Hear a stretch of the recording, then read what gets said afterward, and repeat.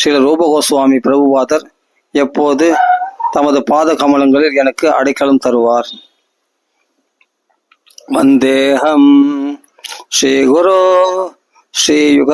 ஸ்ரீயுதபத கமலம் ஸ்ரீ குருன் வைஷ்ணவாம்ஸ்ச ஸ்ரீரூபம் சாக்ரஜாதம் சககண ரகுநாதான்விதம் தம் சஜீவம் சாத்வைதம் சாவதூதம் பரிஜன சகிதம் கிருஷ்ண சைதன்ய தேவம் ஸ்ரீ ராதா கிருஷ்ண பாதான் சககண லலிதா ஸ்ரீ விஷாகான்விதாம்ஸ்ச. எனது ஆன்மீக குருவின் பாதகமலங்களுக்கும் எல்லா வைஷ்ணவர்களின் பாதங்களுக்கும் எனது மரியாதைக்குரிய வணக்கங்களை சமர்ப்பித்துக் கொள்கிறேன். ஸ்ரீ ரூப கோஸ்வாமி, அவரது மூத்த சகோதரர் சனாதன கோஸ்வாமி, ரகுநாத பட்ட, கோபால பட்ட, ஸ்ரீல ஜீவ கோஸ்வாமிகளின் பாதகமலங்களுக்கு எனது மரியாதைக்குரிய வணக்கங்கள். அத்வைத ஆச்சாரியார், கதாதரர், ஸ்ரீவாசர் மற்றும் பக்தர் குழாமுடன் ஸ்ரீ நித்யானந்தருக்கும் ஸ்ரீகிருஷ்ண சைதன்யருக்கும் எனது பணிவான வணக்கங்கள். ஸ்ரீமதி ராதாராணிக்கும் ஸ்ரீகிருஷ்ணருக்கும் அவரது தோழிகளான லலிதா விஷாகைக்கும் எனது மரியாதைக்குரிய வணக்கங்கள். ஹே கிருஷ்ணா கருணா சிந்தோ தீனபந்தோ ஜகத்பதே கோபேஷ கோபிகா காந்த ராதா காந்த நமோஸ்துதே. என் அருமை கிருஷ்ணா, பரிதபிப்பவரின் நண்பரும் படைப்பின் மூலமும் நீரே. கோபியர்களின் நாயகரும் ராதாராணியின் காதலரும் நீரே. உமக்கு எனது மரியாதைக்குரிய வணக்கங்கள். தப்தகாஞ்சன கௌராங்கி ராதே விருந்தாவனேஸ்வரி ரிஷபானு சுதே தேவி பிரணமாமி ஹரிப்பிரியே. விருந்தாவனத்தின் ராணியும் உருக்கிய பொன்னிற மேனி கொண்டவருமான ராதாராணிக்கு வணக்கம். மன்னர் விஷபானுவின் மகளான தாங்கள் பகவான் கிருஷ்ணருக்கு மிகவும் பிரியமானவர். வாஞ்சா கல்பதருப்யஸ்ச கிருபா சிந்துப்யேவச்ச பதிதானாம் பாவனேப்யோ வைஷ்ணவேப்யோ நமோ நமக. நிலையிழந்த ஆத்மாக்களிடம் கருணை மிக்கவர்களும் கற்ப விருஷங்களை போன்று எல்லா விருப்பங்களையும் பூர்த்தி செய்பவர்களுமான பகவானின் வைஷ்ணவ பக்தர்கள் அனைவருக்கும் எனது மரியாதைக்குரிய வணக்கங்கள். ஸ்ரீகிருஷ்ண சைதன்ய பிரபு நித்யானந்த ஸ்ரீ அத்வைத கதாதர ஸ்ரீவாசாதி கௌர பக்த விருந்தா. ஸ்ரீகிருஷ்ண சைதன்யர், பிரபு நித்யானந்தர், ஸ்ரீ அத்வைதர், கதாதரர், ஸ்ரீவாசர் மற்றும் பக்தி நெறியில் உள்ளவர் அனைவருக்கும் எனது வணக்கங்கள். ஹரே கிருஷ்ணா கிருஷ்ண கிருஷ்ணா ஹரே ஹரே, ஹரே ராம ராம ராம ஹரே ஹரே.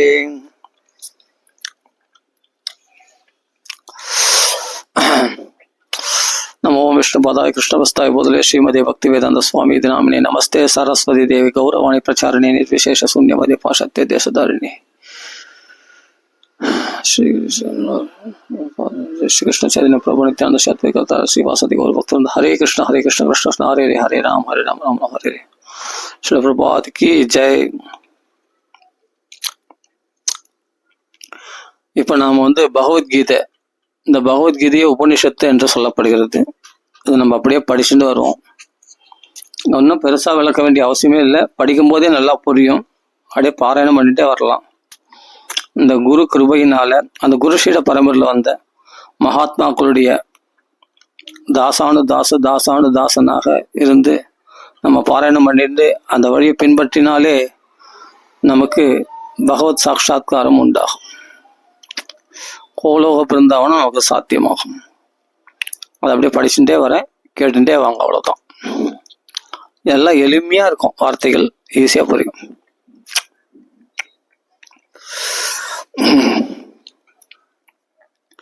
இப்போ நம்ம பகவத்கீதை தான் அடுத்தது நம்ம பாராயணம் பண்ணணும்.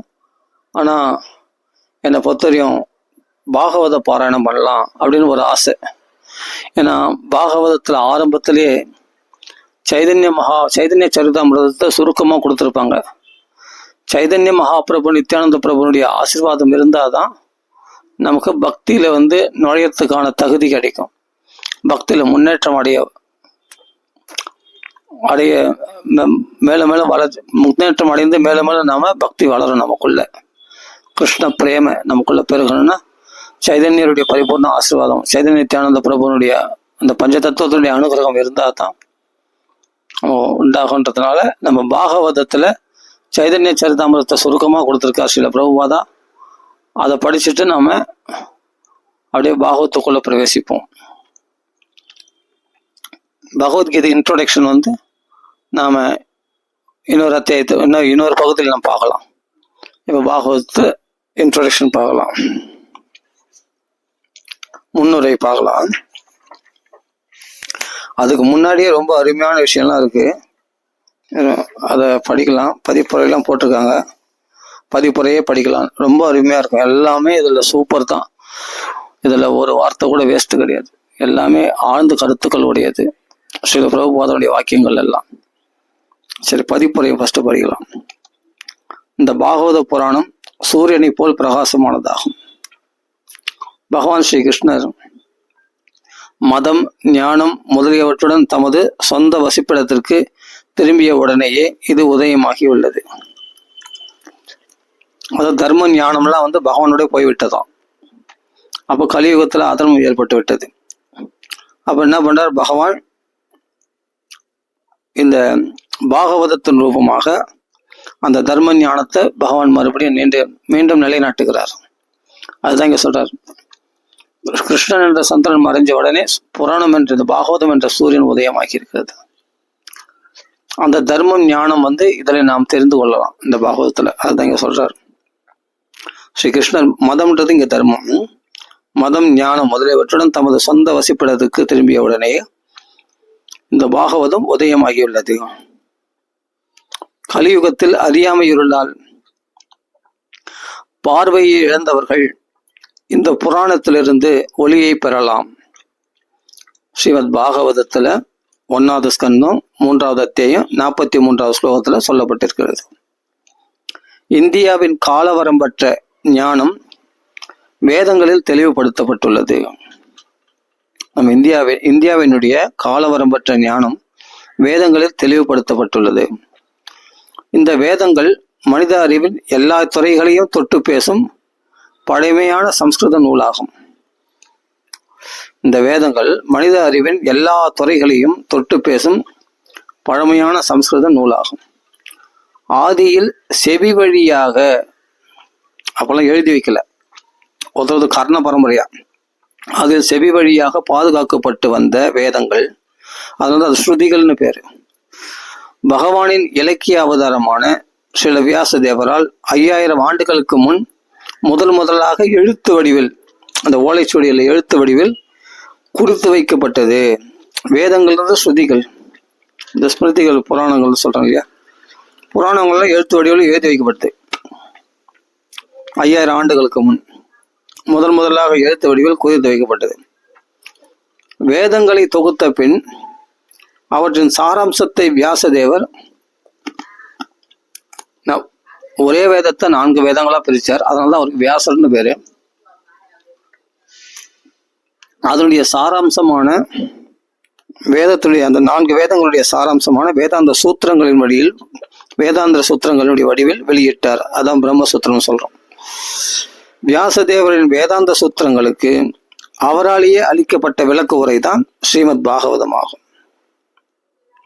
திருப்பி சொல்றேன், வியாசதேவரின் வேதாந்த சூத்திரங்களுக்கு அவராலேயே அளிக்கப்பட்ட விளக்க உரை தான் ஸ்ரீமத் பாகவதம் ஆகும். தனது ஆன்மீக குருவான நாரதரின் அறிவுரைப்படி வியாச தமது ஆன்மீக வாழ்வின் முதிர்ந்த பருவத்தில் இதை எழுதினார். இந்த பாகவதத்தை அதை எழுதினார். வேத இலக்கியம் எனும் மரத்தின் கனிந்த பழம் எனப்படும் இந்த ஸ்ரீமத் பாகவதம் வேத ஞானத்தின் மிகவும் பூரணமான அதிகாரப்பூர்வமான விளக்கமாகும். வேத ஞானத்துடைய மிகவும் பூரணமான அதிகாரப்பூர்வமான விளக்கம் தான் இந்த ஸ்ரீமத் பாகவதம். பாகவதத்தை தொகுத்த வியாசர் பிறகு அதன் சுருக்கத்தை தமது புத்திரரான சுகதேவருக்கு பாகவதத்தை தொகுத்த வியாசர் பிறகு அதன் சுருக்கத்தை தமது புத்திரரான சுகதேவ கோஸ்வாமிக்கு உபதேசித்தார். அதைத் தொடர்ந்து சுகதேவ கோஸ்வாமி முழு பாகவதத்தையும் பரிசுத்த மன்னனுக்கு கூறினார். இவர்களது உரையாடல் அஸ்தினாபுரத்தில் உள்ள, இப்பொழுது டெல்லின்னு சொல்றோமே, அந்த அஸ்தினாபுரத்தில் உள்ள கங்கை நதிக்கரையில் கற்றறிந்த முனிவர்களின் சபையில் நிகழ்ந்தது. உலக சக்கரவர்த்தியாக இருந்த பரிசுத்த மகாராஜன் சிறந்ததொரு ராஜரிஷியாக விளங்கினார். இன்னும் ஒரு வாரத்தில் தமக்கு மரணம் நேரிடப் போவதை அறிந்த அவர் தமது ராஜ்யத்தை துறந்து சாகும் வரை உபவாசம், இறக்கும் வரை உபவாசம் மேற்கொண்டு ஆத்ம ஞானம் பெறுவதற்காக கங்கை கரைக்கு சென்றார். அப்பொழுது சுகதேவ கோஸ்வாமி அப்பொழுது அங்கு வந்தார். அவரை நோக்கி, சுகதேவ கோஸ்வாமியை நோக்கி பரிசுத்த மகாராஜன் கேட்ட நிதானமான கேள்வியிலிருந்து பாகவதம் துவங்குகிறது. சிறந்த முனிவர்களுக்கும் பக்தர்களுக்கும் தாங்கள் ஆன்மீக குரு என்பதால், யாரு? சிறந்த முனிவர்களுக்கும் பக்தர்களுக்கும் தாங்கள் ஆன்மீக குரு என்பதால் யாரை பார்த்து சொல்றாரு? பரிசுத்த சுகாச்சாரியர் பார்த்து கேட்கிறார். சுகாச்சாரியர் எப்படிப்பட்டவராம்? சிறந்த முனிவர்களுக்கும் பக்தர்களுக்கும் ஆன்மீக குரு அவர் தான். பாகவத்துக்கே குரு அவர் தான். சிறந்த முனிவர்களுக்கும் பக்தர்களுக்கும் தாங்கள் ஆன்மீக குரு என்பதால் அனைவரும் பூரணத்துவம் அடையக்கூடிய வழியை, குறிப்பாக மரண வாயில் இருப்பவருக்குரிய வழியை காட்டியருளும்படி வேண்டுகிறேன். ஒருவன் எதை கேட்க வேண்டும், எதை பாட வேண்டும், எதை நினைக்க வேண்டும் மற்றும் எதை வழிபட வேண்டும் என்பதையும், மேலும் அவன் செய்யத்தகாததையும் கூட தயவு கூர்ந்து எனக்கு விளக்கி அருள வேண்டுகிறேன். அருமையான கேள்வி. அதுதான் சுகாச்சாரியர் சொல்றார். வரியான் ஏஷதே பிரஷ்னஹா, சிறந்த கேள்வியை கேட்டு விட்டாய் அப்படின்னு. உலகத்துக்கு லோகஹிதம் ரூபா, நீ கேட்ட கேள்வியினால் இப்ப சொல்ல போற பாகவத்தால் உலகத்துக்கு நன்மை ஏற்பட போகிறதுன்னு பின்னாடி சொல்ல போறார். அதுதான் இங்க அந்த கேள்வி. அது மாதிரி கேள்வி, உயர்ந்த கேள்வியை கேட்கிறார். பொதுவான கேள்விகளை கேட்கறதுனால இது உயர்ந்த கேள்வி. ஏன்னா எல்லாருக்கும் சேர்த்து கேட்கிறார். ஒரு மனுஷன் எதை கேட்க வேண்டும், எதை பாட வேண்டும், எதை நினைக்க வேண்டும் மற்றும் எதை வழிபட வேண்டும் என்பதையும், மேலும் அவன் செய்யத்தகாததையும், எதெல்லாம் கேட்கக்கூடாது, எதெல்லாம் பாடக்கூடாது, எதெல்லாம் நினைக்கக்கூடாது, எதெல்லாம் வழிபடக்கூடாது என்பதையெல்லாம் தயவு கூர்ந்து எனக்கு விளக்கி அருள வேண்டுகிறேன். பரிசுத்த மகாராஜனின் கேள்விக்கும் ஆத்மாவின் தன்மையிலிருந்து பிரபஞ்ச தோற்றம் வரையிலுள்ள மற்றும் பல கேள்விகளுக்கும் சுகதேவ கோஸ்வாமி பதிலளித்தார். பரிசுத்தனுடைய இந்த கேள்விக்கு மட்டும் இல்ல, ஆத்மாவின் தன்மையிலிருந்து பிரபஞ்ச தோற்றம் வரையில் உள்ள மற்றும் பல கேள்விகளுக்கும் சுகதேவ கோஸ்வாமி பதிலளித்தார். இவரது உரையாடல் அரசரின் மரணம் வரை தொடர்ந்து 7 நாட்களுக்கு கூடியிருந்த முனிவர்களை மெய்மறந்த கவனத்தில் ஆழ்த்தியது. அவ்வளவு தீவிரமா அந்த பாகவதம் கேட்டாங்களாம், ஒருமுகப்பட்ட மனதோட. சுகதேவ கோஸ்வாமி கங்கை கரையில் முதலாக ஸ்ரீமத் பாகவதத்தை பேசிய போது முனிவரான சூத கோஸ்வாமியும் அங்கிருந்தார். பிறகு நைமிஷாரண்ய வனத்தில் கூடியிருந்த முனிவர்கள் சௌனகாதி முனிவர்கள் கூட்டத்துல தாம் கேட்ட பாகவதத்தை அவர் திரும்பவும் கூறினார். யாரு? சூதர். பொதுமக்களின் ஆன்மீக வாழ்வில் அக்கறை முதல்ல கூறினது யாருன்னா சுகதேவர் பரிஷத்துக்கு சொன்னது. திரும்பவும் கூறினது சூதர் சௌனகாதி மகர்ஷிகளுக்கு நைமிஷாரண்ய வனத்துல சொன்னது. 2வது இதே பாகவத்து பேசியிருக்காங்க. 2த்தையுமே வியாசர் குறிப்பிட்டிருக்கார் பாகவதம். அதான் நம்ம புரிஞ்சுக்கணும். சுகதேவ கோஸ்வாமி பரிஷத்துக்கு சொன்ன பாகவதம், சூதர் சௌனகாதி மகர்ஷிகளுக்கு சொன்ன பாகவதம் ஒண்ணுதான்.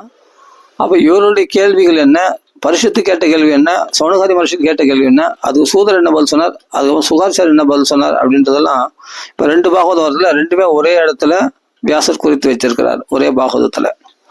அதுதான் இங்க சொல்றார். கங்கை கரையில் முதலாக ஸ்ரீமத் பாகவதத்தை பேசிய போது முனிவரான சூத கோஸ்வாமியும் அங்கிருந்தார். பிறகு கேட்ட பாகவதத்தை அவர் திரும்பவும் கூறினார். பொதுமக்களின் ஆன்மீக வாழ்வில் அக்கறை கொண்டிருந்த எல்லாரும் ஆன்மீகத்துக்கு திரும்பணுன்றதுக்காக அப்போ சௌனகாதி மகரிஷிகள் கலியுகத்தின் பாதிப்பை தடுப்பதற்காக நீண்ட காலமாக தொடர்ந்து யாகங்களை செய்வதற்காக அங்கு கூடியிருந்தனர். எதுக்காக? கலியுகத்தினுடைய பாதிப்பை, கலிதோஷத்தை போகிறதுக்காக நீண்ட காலமாக தொடர்ந்து சத்திரயாகம் பண்ணிட்டு இருந்தாங்களாம் சௌனகாதி மகரிஷிகள். அங்கு கூடியிருந்த முனிவர்கள் சூத கோஸ்வாமியை வேத ஞானத்தின் சாராம்சத்தை பற்றி பேசும்போது அதசாது அத்திர யத் சாரம் சமுத்திருத்திய மனுஷையா, அதனால வேத ஞானத்தின் சாராம்சத்தை பற்றி பேசும்படி கேட்டுக்கொண்டனர். இவ்வேண்டுகோளுக்கு இணங்க சுகதேவ கோஸ்வாமியால் பரிசுத்த மகாராஜனிடம் பேசப்பட்ட பாகவதத்தின் 18,000 ஸ்லோகங்களையும் சூத கோஸ்வாமி தமது ஞாபகத்தில் இருந்து திரும்பவும் பேசினார். சுகாச்சார வாக்குல கேட்டதுல இருந்து எடுத்து அப்படியே பேசினார் சூதர். 18,000 ஸ்லோகத்தையும் யாருக்கு? சௌனகாதி மகர்ஷிகளுக்கு சொன்னார். பரிசுத்த மகாராஜனுக்கும் சுகதேவ கோஸ்வாமிக்கும் நடந்த உரையாடலை சூத கோஸ்வாமி விளக்கி கூறியதால் ஸ்ரீமத் பாகவதத்தை படிப்பவருக்கு அதை நேரடியாக சூத கோஸ்வாமியிடமிருந்து கேட்பது போல் இருக்கும். நைமிஷாரண்ய முனிவர்களுக்கு தலைமை வகித்த சௌனக ரிஷியால் கேட்கப்பட்ட கேள்விகளுக்கு சூத கோஸ்வாமி சில சமயங்களில் நேரடியாக பதிலளிக்கிறார். எனவே ஒரே சமயத்தில் இரு சம்பாஷணைகளை நாம் கேட்கிறோம். ஒன்று பரிசுத்த மகாராஜனுக்கும் சுகதேவ கோஸ்வாமிக்கும் கங்கை கரையில் நிகழ்ந்தது. மற்றது சௌனக ரிஷியை தலைமையாக கொண்ட நைமிஷாரண்ய முனிவர்களுக்கும் சூத கோஸ்வாமிக்கும் நைமிஷாரண்ய வனத்தில் நிகழ்ந்தது. மேலும் பரிசுத்த மகாராஜனுக்கு உபதேசிக்கும் வேளையில் சுகதேவ கோஸ்வாமி அடிக்கடி சரித்திர சம்பவங்களை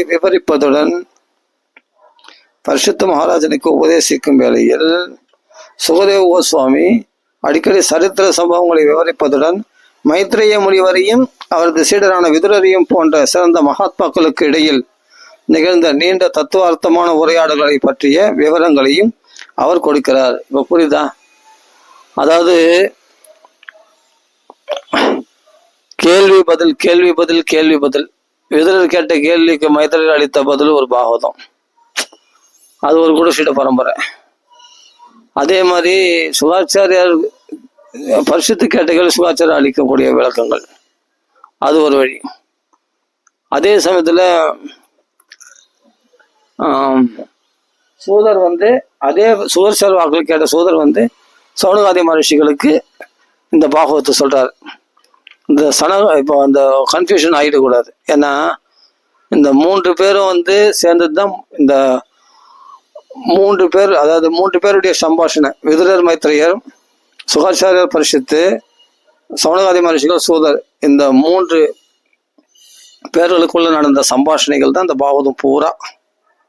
அது அப்படியே புரிஞ்சுக்கிட்டா போதும், இதுல குழப்பமே வேண்டாம். பரிசுத்த மகாராஜனுக்கு உபதேசிக்கும் வேளையில் சுகதேவ கோஸ்வாமி அடிக்கடி சரித்திர சம்பவங்களை விவரிப்பதுடன் மைத்ரேய முனிவரையும் அவங்களுக்குள்ள நடந்த சம்பாஷணையை எடுத்து சொல்றாரு. மைத்ரேய முனிவருக்கும் விதுரருக்கும் நடந்த சம்பாஷணை எடுத்து சொல்றாரு. மைத்ரேய முனிவரையும் அவர் சீடரான வைத்திரரையும் போன்ற சிறந்த மகாத்மாக்களுக்கு இடையில் நடந்த நீண்ட தத்துவார்த்தமான உரையாடல்களை பற்றிய விவரங்களையும் அவர் கொடுக்கிறார். பாகவதத்தின் இந்த வரலாற்றை புரிந்து கொண்டால் பின்னி பிணைந்து வரும் அதன் சம்பாஷணைகளையும் பல்வேறு மூலங்களிலிருந்து மேற்கோள் காட்டப்படும் சம்பவங்களையும் படிப்பவரால் சுலபமாக புரிந்து கொள்ள முடியும். பாகவதத்தின் தத்துவ ஞானம்தான் முக்கியமே ஒழிய நிகழ்ச்சிகளின் காலக்கிரமம் அவ்வளவு முக்கியமல்ல.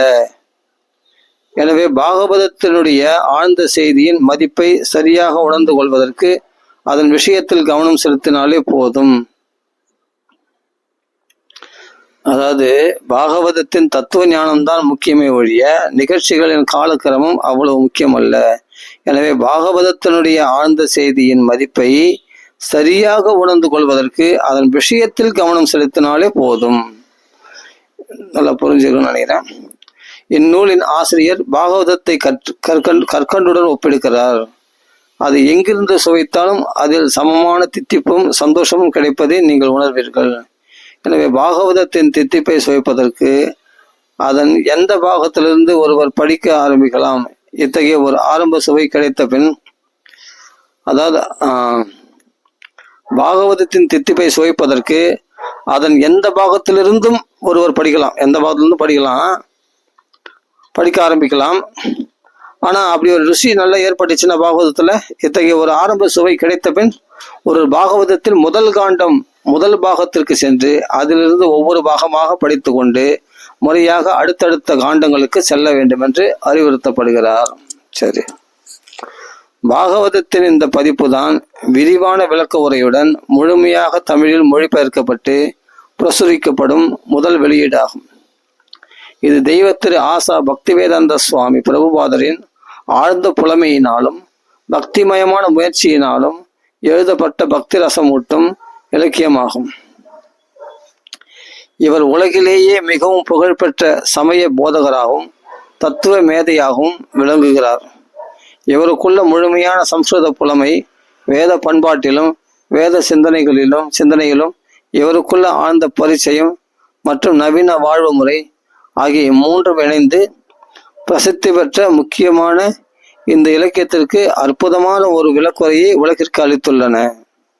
நல்லா புரிஞ்சுக்கணும் என்ன சொல்றாரு பாருங்க. இவர் ஸ்ரீல பிரபுபாதா உலகிலே மிகவும் புகழ்பெற்ற சமய போதகராகவும், இல்லைன்னா வெளிநாட்டுல போய் பிரச்சாரம் பண்ண முடியுமா? இவ்வளவு பேரை மாத்திருக்க முடியுமா? தத்துவ மேதையாகவும், அப்படி தத்துவங்களை எளிமையா புரியுற மாதிரி மக்களுக்கு எடுத்து சொல்லியிருக்காரு. அந்த அளவுக்கு தத்துவ மேதையா இருந்திருக்கிறார் ஸ்ரீல பிரபுபாதா. தத்துவ மேதையாகவும் விளங்குகிறார். இவருக்குள்ள முழுமையான சம்ஸ்கிருத புலமை, இல்லாட்டி பதத்துக்கு விளங்க கொடுக்க முடியுமா? அந்த அளவுக்கு இவருக்குள்ள முழுமையான சம்ஸ்கிருத புலமை, வேத பண்பாட்டிலும் வேத சிந்தனையிலும் இவருக்குள்ள ஆழ்ந்த பரிச்சயம் மற்றும் நவீன அந்த இவருடைய ஆழ்ந்த பரிச்சயன்றது, இவருக்குள்ள இந்த ஆழ்ந்த பரிச்சயன்றது ஒரு இந்த பாகவதம் படிக்கும் போது அதில் உள்ள விளக்கங்கள்லயே நம்ம புரிஞ்சுக்கலாம். அப்படி இருக்கும். அங்கங்க வேதங்களுடைய மதிப்பை குறைக்காம எவ்வளவு அழகா பேசியிருக்கா தெரியுமா அந்த பாகவதத்தை? அப்படி பேசியிருக்காரு. வேத சிந்தனையிலும் இவருக்குள்ள ஆழ்ந்த பரிச்சயம் மற்றும் நவீன வாழ்வு முறை, அதான் இந்த காலத்துல உள்ள மக்கள் ஈஸியா புரிஞ்சுக்கிற மாதிரி அழகா கொடுத்திருக்காரு பாகவதத்தை. அந்த நவீன வாழ்வு முறையில எப்படி இதை கடைபிடிக்க முடியும், இந்த கிருஷ்ண பக்திய அப்படின்றதெல்லாம் இந்த பாகவதத்தின் மூலமா நம்மளுக்கு அப்படி விளக்கி இருக்கிறார்.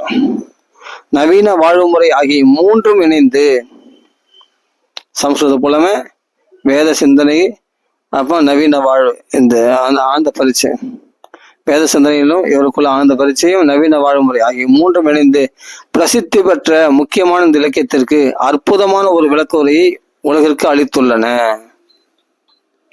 அப்பா, இதெல்லாம் படிக்கும் போதே நம்மளுக்கு புரியும் எவ்வளவு எளிமையா நம்மளுக்கு விளக்கியிருக்காரு. இந்த காலத்துக்கு ஏற்ற மாதிரி, இந்த காலத்துல கடைபிடிக்கிற மாதிரி நம்மளுக்கு இந்த பாகவத்தை விளக்கியிருக்கிறார் அப்படின்னு புரியும். மிக சிறந்த இலக்கியமான இந்த நூல் பல வழிகளில் பயனுள்ளதாக விளங்குவதை வாசகர்கள் காண்பார்கள். இந்திய நாகரிகத்தின் இலக்கிய பின்னணியில் சிரத்தை உடையவர்களுக்கு இது எல்லா வகையான தகவல்களையும் விவரமாக அளிக்கக்கூடிய பரந்ததொரு கலை களஞ்சியமாக விளங்கும். ஒப்பு நோக்கும் சமய தத்துவ கல்வியை மேற்கொண்டுள்ள மாணவர்களுக்கு இந்தியாவின் பரந்த ஆன்மீக ஞானத்தின் பொருளை ஊடுருவி பார்க்கும் வாய்ப்பை பாகவதம் அளிக்கிறது. பொது உடைமைவாதிகளுக்கும் மானிட வர்க்க சாஸ்திரிகளுக்கும் ஒரு அமைதியான முறையிலும் விஞ்ஞான பூர்வமான முறையிலும் ஏற்படுத்தப்பட்டுள்ள வேத பண்பாட்டின் செயல் நுணுக்கங்களை பாகவதம் தெளிவுபடுத்துகிறது. எனக்கே கொஞ்சம் இந்த குழம்புது. என்ன சொல்றாரு? இந்திய நாகரிகத்தின் இலக்கிய பின்னணியில் சிரத்தை உடையவர்களுக்கு சரி, இது எல்லா வகையான தகவல்களையும் விவரமாக அளிக்கக்கூடிய சரி பரந்ததொரு கலை களஞ்சியமாக விளங்கும். ஒப்பு நோக்கும் சமய தத்துவ கல்வியை மேற்கொண்டுள்ள மாணவர்களுக்கு இந்தியாவின் அதாவது வர்ணாசிரம தர்மங்கள்லாம் அப்படி அதனுடைய சாரம் என்ன? பக்தி தான். ஒப்புநோக்கும் சமய தத்துவ கல்வியை மேற்கொண்டுள்ள மாணவர்களுக்கு இந்தியாவின் பரந்த ஆன்மீக ஞானத்தின் பொருளை ஊடுருவி பார்க்கும் வாய்ப்பை பாகவதம் அளிக்கிறது. பொதுவுடைமைவாதிகளுக்கும் மானிட வர்க்க சாஸ்திரிகளுக்கும் ஒரு அமைதியான முறையிலும் விஞ்ஞான பூர்வமான முறையிலும் ஏற்படுத்தப்பட்டுள்ள வேத பண்பாட்டின் செயல் நுணுக்கங்களை பாகவதம் தெளிவுபடுத்துகிறது. சரியா? புரியல? ஒரு இந்தியாவின் பரந்த ஆன்மீக ஞானத்தின் பொருளை ஊடுருவி பார்க்கும் வாய்ப்பை பாகவதம் அளிக்கிறது. சரி, பொது உடைமைவாதிகளுக்கும் மானிட வர்க்க சாஸ்திரிகளுக்கும் சரி ஒரு அமைதியான முறையிலும் நாட்டுல அமைதி ஏற்படணும்னா அந்த பொது உடைமைவாதிகள்லாம் இந்த பாகவதத்தை கடைபிடிக்கணும். அப்போதான் அதுக்காக எவ்வளவு திட்டங்கள்லாம் போறாங்க இல்லையா பொது உடைமைவாதிகள், இந்த அரசியல்வாதிகள்லாம். அதுக்கு இந்த பாகவதம் படிச்சாங்கன்னா, பாகவதத்தை சொல்ற தர்மங்களை கடைபிடிச்சாங்கன்னா உலகத்துல சாந்தி ஏற்படும். அந்த மக்கள் அமைதியா வாழணும் தானே இவங்கெல்லாம் பல திட்டங்களை சட்டங்கள்லாம் போடுறாங்க பொது உடைமைவாதிகள்லாம். அருமையா சொல்றாரு. அதே மாதிரி மானிட வர்க்க சாஸ்திரிகளுக்கும் சாஸ்திரங்களை கற்றறிந்த மகான்கள் எல்லாம் கூட இந்த பக்தி மார்க்கத்தை கடைபிடிக்கும் போதுதான் அவன் படித்த சாஸ்திரத்தினுடைய பூர்ணத்துவம் பெறுகிறது இல்லையா? அதான் சொல்றாரு. மாணவர்கள் சாஸ்திரிகளுக்கும் ஒரு அமைதியான முறையிலும் அதே சமயத்துல அனுபவபூர்வமா சாந்தியும் கிடைக்கும், கிருஷ்ண அனுபவமும் ஏற்படும். விஞ்ஞான பூர்வமான முறையிலும் ஏற்படுத்தப்பட்டுள்ள வேத பண்பாட்டின் செயல் நுணுக்கங்களை பாகவதம் தெளிவுபடுத்துகிறது. அப்போ வேத பண்பாட்டின் செயல் நுணுக்கங்களை எதனால அந்த வேதமானது பூர்த்தி அடையுது? ஒரு பெரிய நீர்த்தேக்கத்தினால சின்ன நீர்த்தேக்கம், ஒரு பெரிய நீர்த்தேக்கத்தினால நமக்கு சின்ன நீர்த்தேக்கத்தினால பூர்த்தி பண்ணக்கூடிய எல்லா தேவைகளும் ஒரு பெரிய நீர்த்தேக்கத்தினால பூர்த்தி படுறது இல்லையா? அப்புறம் வேதத்தினுடைய அதனுடைய வேதத்துடைய நோக்கமாகிய வேதத்தினால் அடையப்பட வேண்டிய நோக்கமானது இந்த பாகவதத்துல சுலபமா அடையப்படுகிறது அப்படின்னு புரிஞ்சுக்கணும். வேத பண்பாட்டின் செயல் நுணுக்கங்களை பாகவதம் தெளிவுபடுத்துகிறது, அதான் புரிஞ்சுக்கணும். வேத பண்பாட்டினுடைய செயல் நுணுக்கங்கள், வேதத்தில் உள்ள எல்லா கட்டளையும் கடைபிடிக்க முடியாது, அதனுடைய நுணுக்கங்களை சாரமான விஷயத்தை பாகவதம் தெளிவுபடுத்துகிறது. இலக்கிய மாணவர்களுக்கு பாகவதம் மேன்மைமிக்க ஒரு காவியமாக திகழும். உளநூல் மாணவர்களுக்கு பாகவதம் உணர்வின் தன்மை, மனிதனின் நடத்தை மற்றும் தனித்தன்மையின் தத்துவம் முதலான முக்கிய கருத்துக்களை அளிக்கிறது. நான் அப்படியே படிச்சுனே வரேன், நீங்க அப்படியே கேட்டுனே வாங்க. அது நம்ம பாகவத்துக்குள் நுழையும் போது இதனுடைய விளக்கம் நம்ம புரியும். இறுதியாக ஆத்ம ஞானத்தை தேடுபவர்களுக்கு பாகவதம் மிக உயர்ந்த தன்னுணர்வை பெறவும் பரம சத்தியத்தை உணர்வும். பரம சத்தியம் யாரு? கிருஷ்ணன் தான். ஆத்ம ஞானத்தை தேடுபவர்களுக்கு பாகவதம் மிக உயர்ந்த தன்னுணர்வை, உயர்ந்த ஆத்ம ஞானத்தை பெற உதவுதான் அந்த பாகவதம். எவ்வளவு அருமையான, அதே சமயம் வேதத்துடைய கொள்கைகள் இதெல்லாம் இந்த பாகவதம் படிக்கும்போது நிறைவேறதுதான். எளிமையான சிறந்த வழிகாட்டி நூலாக அமையும். எளிமையான விளக்கங்கள் இது நம்மளுக்கு வாழ்க்கையில நடைமுறைப்படுத்துறதுக்கு வழிகாட்டி நூலா இருக்குதான் அது. பக்தி வேதாந்த புத்தக நிறுவனத்தால் அளிக்கப்பட்டுள்ள பல பாகங்களை உடைய இந்த பாகவதம் மிக நீண்ட காலத்திற்கு நவீன மனிதனுடைய அறிவு, பண்பாடு மற்றும் ஆன்மீக வாழ்வு ஆகிய துறைகளில் கணிசமான ஒரு இடத்தை நிரப்பும் என்பது நிச்சயம். பதிப்பாசிரியர். அதாவது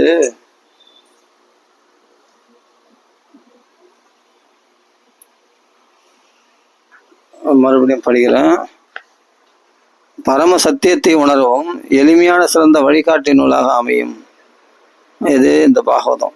பக்தி வேதாந்த புத்தக நிறுவனத்தால் அளிக்கப்பட்டுள்ள பல பாகங்களை உடைய 18 பாகம் இருக்குது.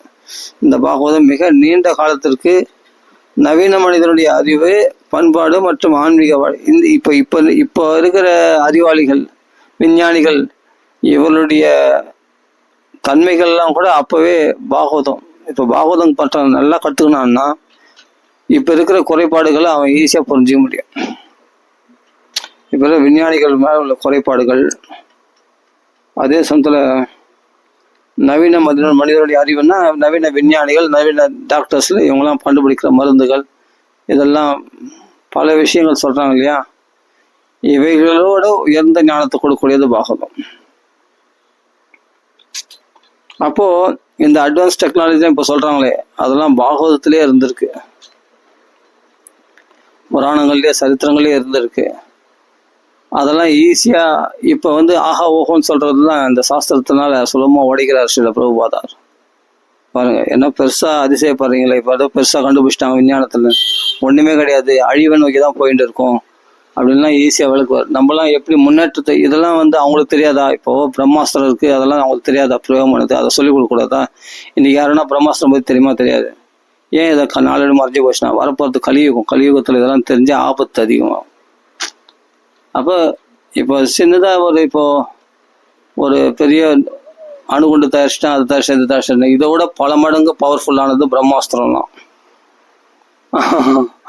அப்ப அந்த காலத்திலேயே இதெல்லாம் எல்லாம் இருக்கு, ஆனா பின்னாடி மறைச்சிட்டாங்க கலியுகத்தினுடைய கொடுமைகள் தெரிஞ்சுட்டு. அதனால ஒன்றும் இப்போ புதுசா விஞ்ஞானிகள் ஒன்றும் கண்டுபிடிச்சதில்ல, மகான்களால கண்டுபிடிச்சதில்ல, கால்வாசி கூட கண்டுபிடிக்கல. சொல்ல போனா அவ்வளவு விஷயங்கள் மகான்கள் ஏற்கனவே எல்லாம் கண்டுபிடிச்சு சரித்திரங்களை எழுதி வச்சுட்டு போயிட்டாங்க. அதனால பக்தி வேதாந்த புத்தக நிறுவனத்தால் அளிக்கப்பட்டுள்ள பல பாகங்களுடைய இந்த பாகவதம் மிக நீண்ட காலத்திற்கு நவீன மனிதனுடைய அறிவு, பண்பாடு மற்றும் ஆன்மீக வாழ்வு, அதெல்லாம் புட்டு வச்சிருக்கார் ஸ்ரீல பிரபுபாதர். அறிவு, பண்பாடு மற்றும் ஆன்மீக வாழ்வு ஆகிய துறைகளில் கணிசமான ஒரு இடத்தை நிரப்பும் என்பது நிச்சயம். சபாஷ். அதனால இந்த பாகவதம், சில பிரபுபாத பாகவதம் படிக்கும் போது இந்த காலத்துல உள்ள மனுஷன் கூட எளிமையா ஈஸியா கடைப்பிடிக்கிற மாதிரி விஷயங்கள்லாம் சொல்லியிருக்காரு. அப்படி புரிஞ்சுக்கணும். புரியுதுங்களா? அந்த காலத்துல நடந்தது தானே பாகவதம். அந்த பாகவத்துல சொல்ற மாதிரி ஆச்சார அனுஷ்டானங்கள்லாம் கடைப்பிடிக்க முடியுமானா இந்த காலத்துல உள்ள மனுஷன், ஏன் அமெரிக்காஸ், லாஸ் ஏஞ்சல்ஸ் அப்படிப்பட்ட ஹிப்பிகளா இருந்தவங்க, மதுபானம் மாசபக்ஷம் அப்படியேப்பட்ட கீழ்நிலையில இருக்கிற இவங்கெல்லாம் கூட இன்னைக்கு சீக்கிரமா விரைவில் நல்லா டெவலப் ஆகி சிறந்த பக்தர்களாக பிரகாசிக்கிறாங்கன்னா இந்த நடைமுறையில கடைப்பிடிச்சு. அந்த சாஸ்திரம் தான், அந்த சாஸ்திரத்தை எப்படி இந்த காலத்துக்கு ஏற்ற மாதிரி கொடுத்து அவர்களை பக்திக்கு வர வைக்க முடியும்னு பிரபுபாதாவுக்கு தெரியும். அப்படி எளிமையா கொடுத்துருக்காரு. அந்த பாகவத விளக்கங்கள்லேயே அவ்வளோ எளிமையா கொடுத்துருப்பாரு. அதை படிச்சுனே வந்தாலே போதுமானது. அதனால் மிக நீண்ட காலத்திற்கு நவீன மனிதனுடைய அறிவு, பண்பாடு மற்றும் ஆன்மீக வாழ்வு ஆகிய துறைகளில் கணிசமான ஒரு இடத்தை நிரப்பும் என்பது நிச்சயம். சரி, அந்த பண்பாடு எப்படி இருக்கணும்? அச்சுத கோத்திரமா இருக்கணும். பகவானுடைய பக்தர்கள் என்ன பண்பாடோ அந்த பண்பாடோடு இருக்கணும். அதெல்லாம் சொல்லிக் கொடுக்கும் போது பாகவதம் நமக்கு. அப்ப நவீன மனிதனுடைய அறிவு, பண்பாடு மற்றும் ஆன்மீக வாழ்வு. பண்பாடுனா இல்லறவாசி எப்படி நடந்துக்கிறான், பண்பாடான். அதே சொல்ல ஆன்மீக வாழ்க்கையில அவன் எந்த அளவுக்கு ஈடுபடுவான், ஒரு இல்லறவாசி இல்லை சன்னியாசி மற்றவங்களோ ஆகிய துறைகளில் கணிசமான ஒரு இடத்தை அவங்கெல்லாம் இந்த பாகவத பக்திக்கு வர்ற மாதிரி ஒரு கணிசமான இடத்தை இது நிரப்புகிறது. புரியுதுங்களா? அப்படியேப்பட்டவங்கலாம் கூட, ஒன்றும் தெரியாதவங்களாம் கூட இந்த பாகவதத்துக்கு இதை படிச்சு புரிஞ்சுக்கிட்டு பாகவத்துல தர்மத்துல நிலைச்சு நிற்க முடியும். அப்படி ஏற்பாடு பண்ணிக்கிறார் ஸ்ரீல பிரபுபாதர். ஆகிய துறைகளில் கணிசமான ஒரு இடத்தை நிரப்பும் என்பது நிச்சயம். சரி, பதிப்பாசிரியர் இது வரைக்கும் நம்ம படிச்சு பூர்த்தி பண்ணிப்போம்.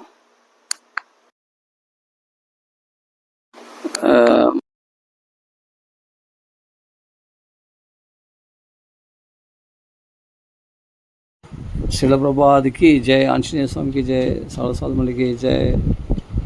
राम राम राम राम राम राम राम राम राम राम राम राम राम, साधु साधुमणि की जय। राम राम राम राम राम।